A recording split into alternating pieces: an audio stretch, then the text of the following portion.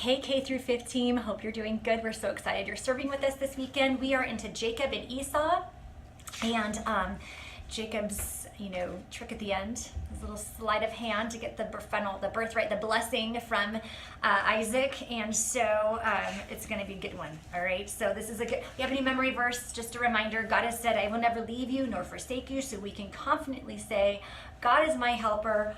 I will not fear. What can man do to me?" Hebrews 13:5-6. And something that we do at Grand is we encourage kids to know their memory verse in order to get a prize. And if they don't know their memory verse, then I love to take time at the end to kind of do some hand motions with them and help them learn it right there on the spot. So that way, that's how they spend their free time if they wish to do that. And then they do get a prize. So we have a good time doing it at Grand, and I can show you what I do. We kind of do like, God has said, "I will never leave you or forsake you."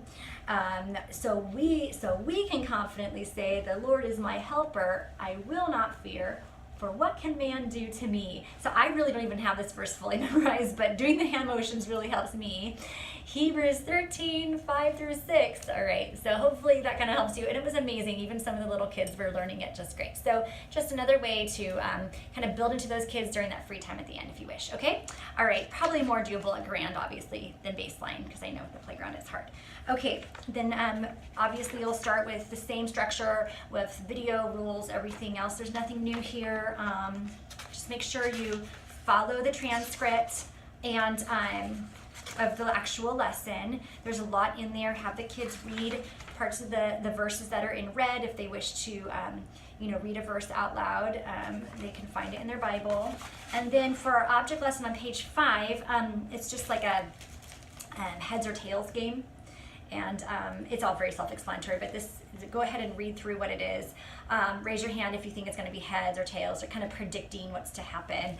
But just that, we can try and predict things of how it's going to happen, but God knows. God knows if it's going to be heads or tails. We don't know. I mean, we can predict. But so there's a little, sorry, I'm cheap, you guys. I only had nickels in my purse. So there's a nickel in there. If you want to put a quarter in there, then great.